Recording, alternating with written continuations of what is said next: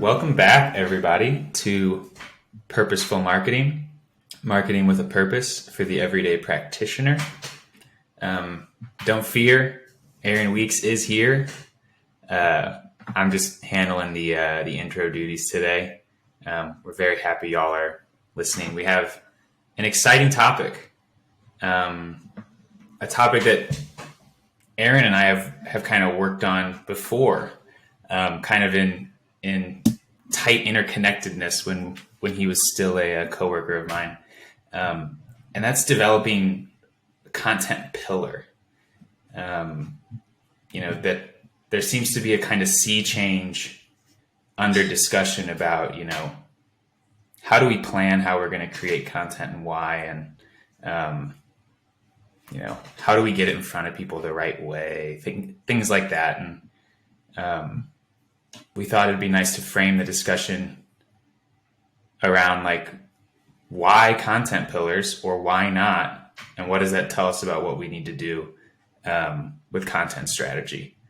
I can kick that anywhere. I'm gonna send it to Aaron Weeks first, just for some additional introductory thoughts, kind of color the issue a little bit more. Definitely. I think where we want to start is kind of what we discussed prior to hitting record, is this idea about the old way versus new way.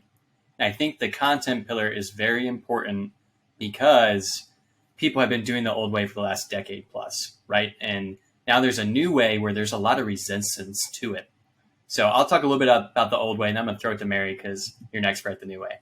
So old way, content pillar. I think when you hear content pillar, you also have to think about the idea of evergreen content. And these are just terms that marketers have used to really just mean, what is the one piece of content that's really going to drive our traffic, going to drive our activity, drive our results?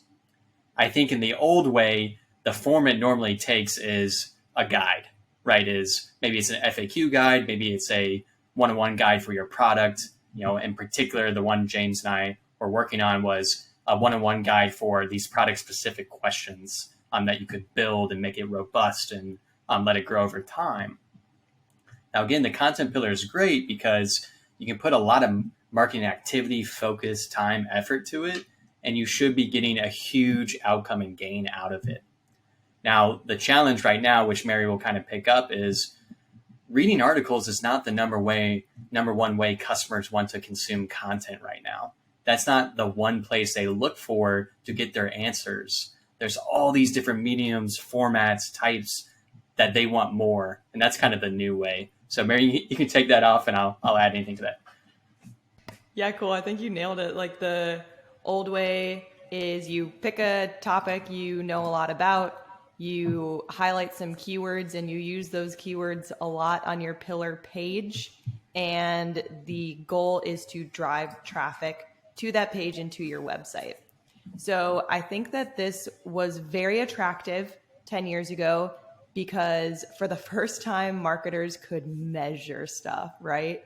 I could say, I got X eyeballs on this pillar page, and we got X amount of traffic or leads from that pillar page. So if you had a form on it, or you could tell that they went to a form after visiting the page using Google Analytics. This was just kind of content marketing 101 at the time. Write a big beefy page, link back to it. And the point was people were going to Google a lot to find information. That was it, right? Google was by far the most advanced algorithm. It gave people what they needed when they needed it. But now other big name sites, and I guess we'll call them tech outlets, not only Google, but now we have Facebook, TikTok, LinkedIn, even Reddit, Apple, name your platform. And people are using those now to find more specific answers because they've realized that most people have gamed the system in Google. So that's kind of my opinion. And that's where the bridge comes from. So old way, and now we're bridging into the new way. And the reason why is the newer channels that used to be too new when everyone was searching in Google are becoming more popular, and their algorithms are more advanced. So people are finding what they need on new platforms. I've got a quick follow-up question for Mary. She should be able to answer quickly. Why is it so important? Was it so important, if it's not still important, that we be able to measure what we be doing, 8 years ago? Yeah, for sure. That's a really good question. I think it was before you could measure this, marketing was an expense center. But now all of a sudden, because you could measure it, marketing is a potential driver for new business. So you've totally flipped the script on what the potential is for a marketing department in your organization. Okay, perfect. I thought you'd say that. That's why I teed it up like that. So, given that, like, that seems like a great why, right? Like, why are we doing this? To kind of enact like broad change and deliver more power to the company we work for. Given that why, like, let's say we still care about that why. Why are we switching to the new game? Like, what's so special about the new game, Weeks? Great question. And I will follow up with, because we're doing it right now, as someone is consuming the new game as we're making it. And the reason to unpack this is, again, our why of our show is like, what does marketing do? And to me, it's to help customers and what customers want most. And sometimes we even interview them and ask them, they tell us, right, is, we want a video, we want to listen to podcasts. We want to consume content that's going to help us buy in the ways that we consume content in every aspect of our life. And I think that's the most precedent reason why you need to adopt the new way, which is, again, maybe your content pillar turns into a podcast. Maybe it turns into a video webinar, a fireside chat. Maybe it's a TikTok live. Again, these are the new content pillars that the measurement can still happen, right? Is if the question is, we need a content pillar to really measure our effort and showcase why a marketing department matters, it's still there, but the way we measure it is much different. But it always does this one thing, which is give customers the content they want. Yeah, and I think the flip side of that too is Google's just not as good as it once was. I mean, it's trying to do updates to make it better, but they became an ad platform in Weeks, like 2014, 2015 or something, where they started introducing Google AdWords. And that was kind of the downfall of Google, because people could now pay to play, right? So you didn't have to necessarily have really great content. You could bid on some keywords and drive traffic to your website by paying for it. Now you can still do a lot of great things with SEO, but I just don't think Google is as effective at reaching customers as it once was. Yeah, just to follow up on that, is I think it's twofold with paid distribution and organic distribution, how they're both diminishing over time. And the reason is they would first start to go to Google and search for information, right? So organically they would get that. Then paid came later and supplemented those results to give them answers that the company is paying for them to see. Great. Now, over time, both those channels have gotten worse, right? The content's saturated in paid, it's saturated in organic, and it's not the answers that customers are looking for. So naturally, they're just going to go to another channel, and that's exactly what they've done. And I think that's another reason why you have to respond to the new way, because all these factors you have no control over as a marketer, they've already happened, right? And now your customers are in these other channels. And again, you should be where your market is. And that's why you should be on TikTok. And that's a different episode. I won't rabbit hole there, but. Yeah, I think there's two interesting things that I take from what you all say that I think are, in my opinion, what's important about the idea. And I think, the old way and the new way of doing it, the old way and the new way of doing a pillar aren't necessarily, they're not like diametrically opposed in any way, right? I think, Mary said the two words that anytime I hear them, I'm like, oh, now we're talking about something important. It's like great content. Like, it's easy to talk about how are we going to do a podcast? Are we going to do a blog post? Are we going to do X? And it's like, that we need to deliver something that is actually valuable, that is actually helpful. We need to take that really, really, really, really seriously. And I think a lot of the types of content that are becoming pillars, like a TikTok live or a podcast, like a situation where, you know, like we're building this live, you know, as we would say, building in public, like you only get the attention you earn with value. There's no other way to be there. There's no other way to have someone come back. You know, if we had someone listen to this podcast once and never listen again, it's not because our headlines on our episodes were whack. It's not because the logo is whack. It's not because my crappy song that plays in the beginning is whack. It's because we didn't deliver value to that person. So like the mediums that customers are drawn to what Weeks is saying, are kind of becoming the mediums where they can just make it, they can never come back. You know, they will only interact with what they like. They can skip through anything. You know, they don't have to comb. You don't have to comb through stuff you don't like, just unfollow. You know, speed scroll the feed, pick something that you want, and dive. I think like there's an amount that people really feel some of the honesty that comes into like putting yourself into kind of a more 21st century platform and, you know, trying to connect with people that way. You can't hide behind anything. It's just how helpful you can be and how kind you can be and how respectful and fun and entertaining.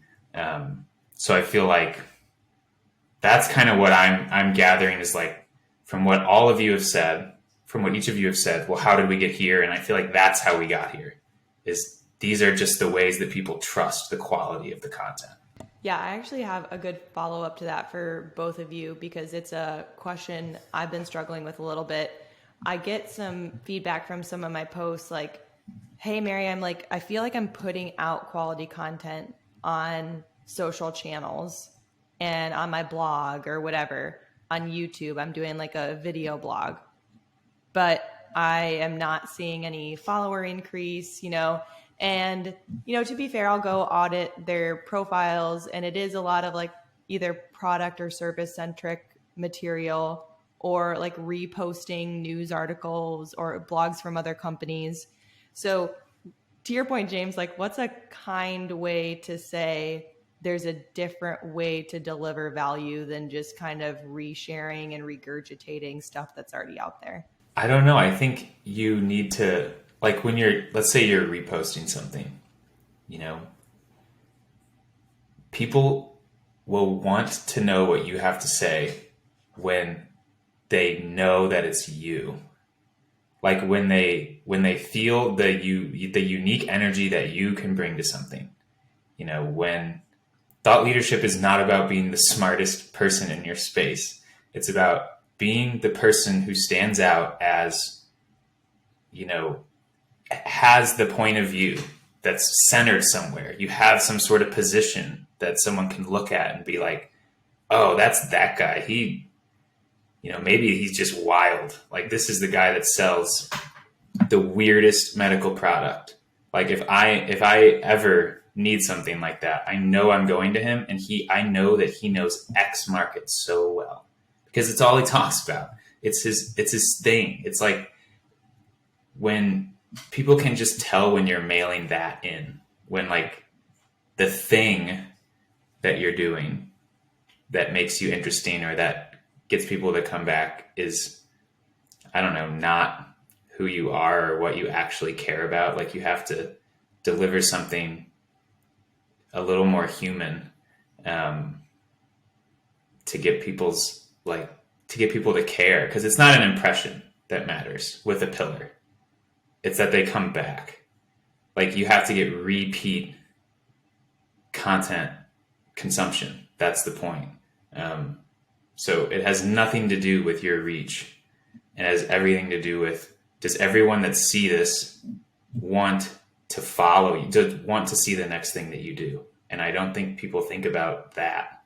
I think they think about, how do I get in front of people? You only need 2 followers to start. And if those 2 followers come back every single time, you will end up with a ton of reach over time, consistently delivering value to a super small amount of people who then share it to their people, who then share it to their people.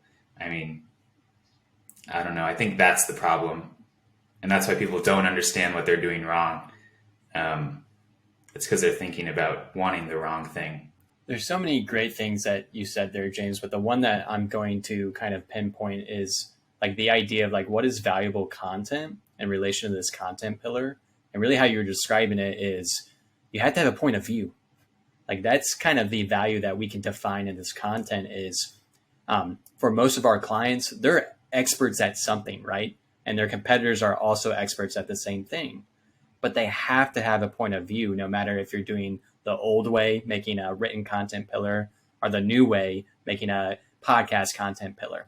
You know, we can get our clients on a podcast and they can talk about, you know, what they do specifically. But what we want is what they do in their own thoughts and provide that value in their own point of view. I think that's more interesting than just kind of regurgitating, which is probably marrying the examples that you're speaking about is someone just practicing putting out content.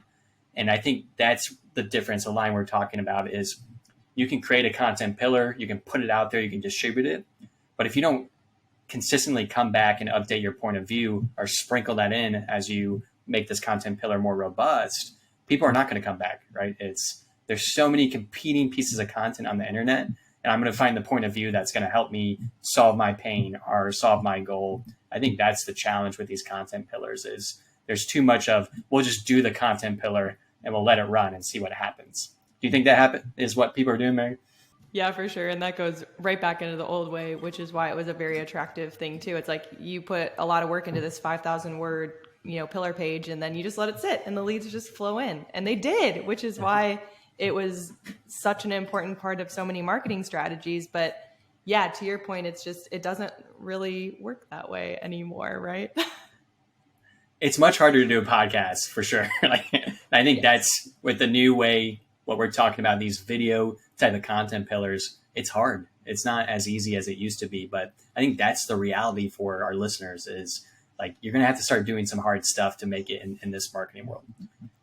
Yeah. And I could not emphasize what James said more. If you only have 2 followers who show up week after week after week, like you're winning. I promise. Like it took me probably 10 months of posting and engaging regularly on LinkedIn to get over 1,000 followers. And then it just kind of snowballed from there. But that first 1,000 followers, I kept posting because the people who were in my niche, who I really wanted to talk to, which were people in B2B and industrial marketing, they kept coming back and saying, I love your content. I love your content. And that's all I needed. All I needed were 3 to 5 people to say, I love what you're posting. Please keep doing it. And it was like, okay, done. Yeah, I think the hardest question, in my opinion, for marketers to answer, the one that you can just like lose too much sleep over, is like, how do I know that the content is good? How do I know that the content is heat? And you know that it's good if people who have consumed it come back for your other content. That is how you can tell. All of the other things that you do, all of the other little, like, I'm optimizing the subject line in my email. I'm, like maybe I'm putting emojis in my posts now. Like all of that is like,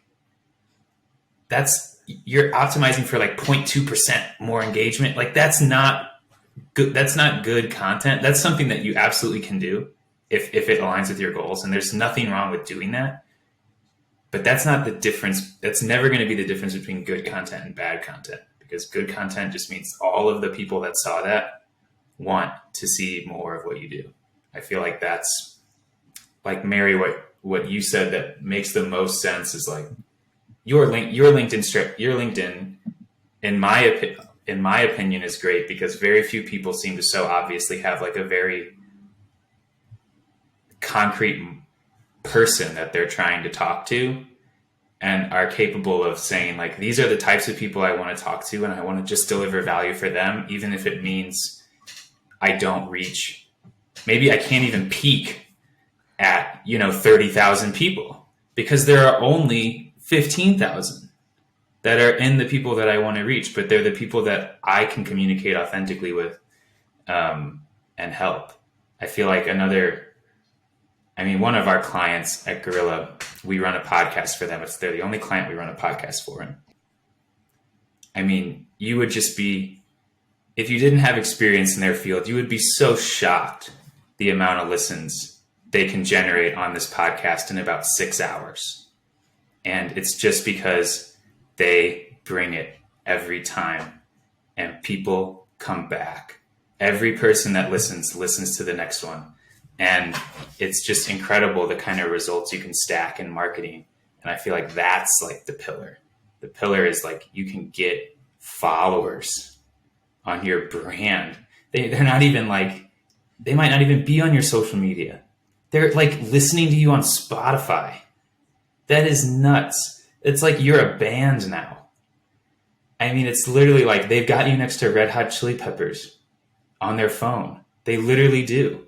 Like, that is the power of the content pillar, in my opinion. Yeah, that was awesome, James. And I'd also like to point out for people who are, questioning whether they should do this, or they work for a company who's maybe not putting out super great content, you are competing with like the Red Hot Chili Peppers and Netflix movies and influencers on various social sites. So to your point, James, like, you'll know the content is fire when people do have you next to Red Hot Chili Peppers and Netflix. Like, they're choosing you over those other things, and they're giving you qualitative feedback that tells you that.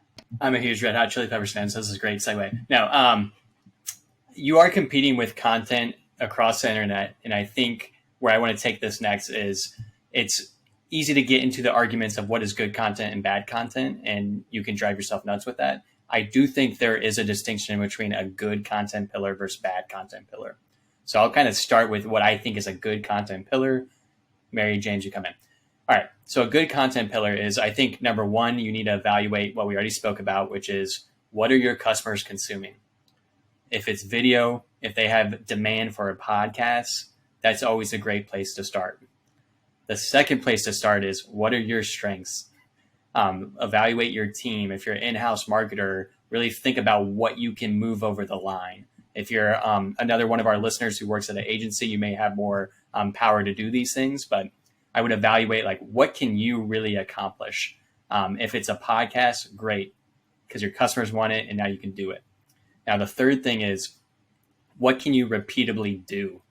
Because that's just as important. Is when the three of us got together, we didn't know if this was going to work, but we knew we'd show up repeatedly each week and keep doing it. And that's what we've done.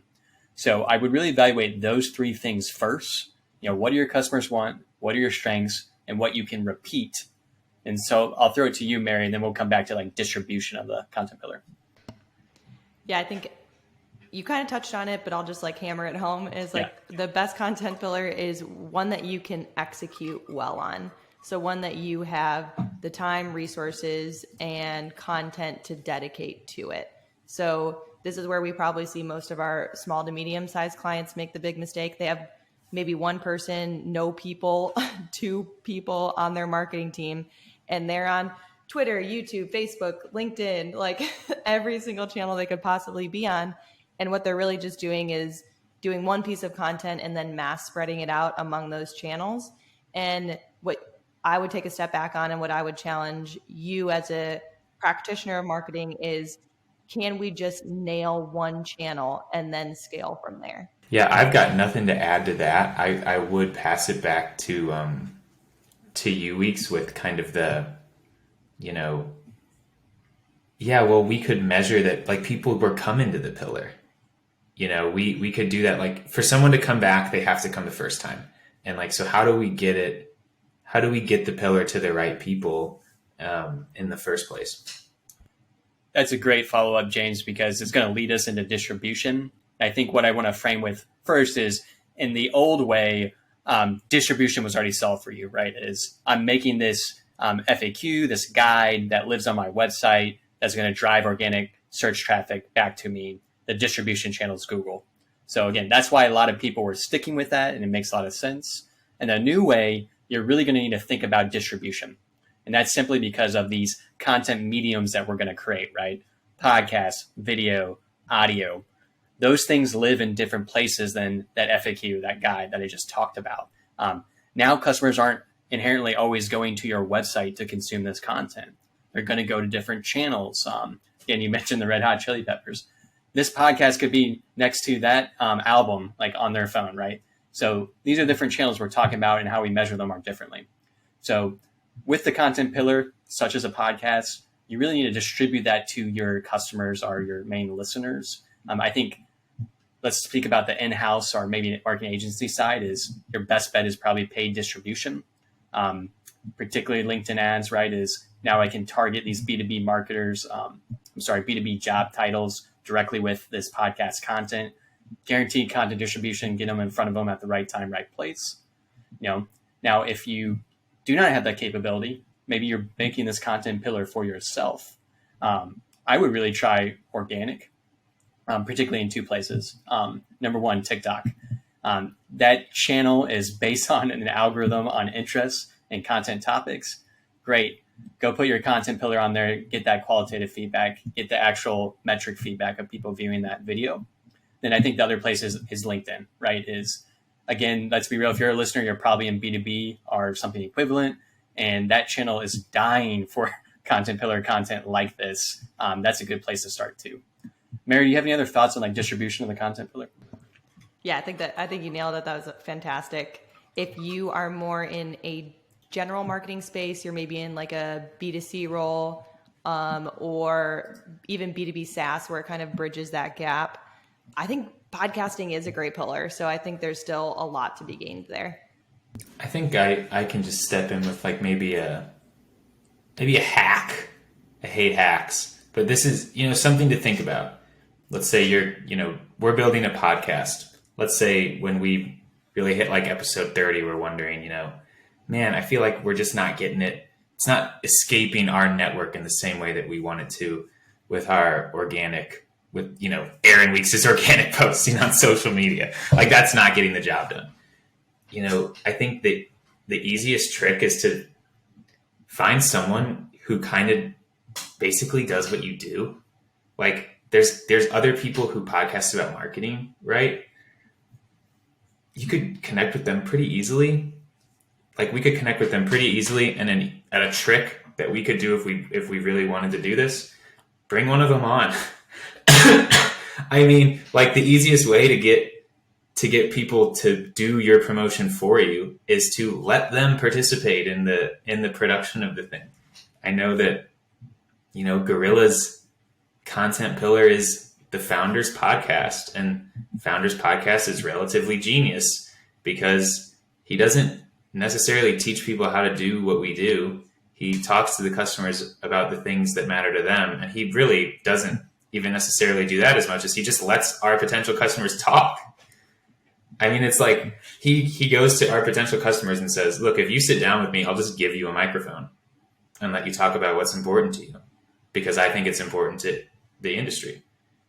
And it works. So he doesn't have to do all of the promotion. The guests do the promotion. So there's ways that you can collaborative content is the easiest content to find viewers because everyone who participates wants to share it. So if you got, Dave Gerhardt on the line to do something with you, it's like, you don't have to post anything. If he talks about it, you got thousands of people in your spot. So I think that's that would be the tip I have. If you feel like you're really struggling with distribution, maybe make someone else do it for you. Get someone else involved in the actual creation of the content and have some fun. And I think you'll find all of a sudden way more people will be interested. I don't know if there's anything else, we necessarily need to touch on. And I think we're approaching time. If you two wanted to give kind of final thoughts, wrapping it up, maybe Mary first. Aaron first. I'll take it away. Now, Mary, it looks like you're back in the line if you want to jump in. Yeah, my 5-year-old was coming in to get some coloring stuff, so I didn't want to interrupt with background noise. I think the thing that I could go away with is just that final thought I had that built on Aaron's idea, which is just choose your content pillar. So I would consider this like a topic. So something you want to talk a lot about. Mine is industrial marketing. And then choose the distribution channel where you want to do that. So right now mine is, sorry guys. So right now my distribution channels are LinkedIn and TikTok. Yeah, I think that's great advice there too. And the last one I want to tackle is the idea of scaling. And this is a challenge with content pillars in particular, is like, how are you going to make it more robust over time? I think the old way, it's harder, right? Is I got to write more content and hope that search demand's there. I think for what we're doing here, like specifically with this content pillar, is we have a video file, we have an audio file. I can make a transcript out of our audio for the written word. Great. Now I have 3 more pieces of content that I can distribute. So I would really highly recommend podcasting. I think it's one of the best content pillars for B2B marketers like us. So I would start there. And then I will say this, because James, you brought up something so important, is it just has to be valuable. There has to be a point of view. No matter if you're doing the old way, the new way, the new way, you have to implement that point of view to really let this thing grow. Sounds good. Buzzer beater. Boom. I think we can call it. That was great. I appreciate both of y'all's insight into that and care about delivering value and taking it very seriously. So yeah, I hope that was helpful or fun, or delivered some amount of value to the listeners. And we would love for someone to confirm or deny that with a DM on LinkedIn. But yeah, thanks again, y'all. Everyone have a good day. Peace.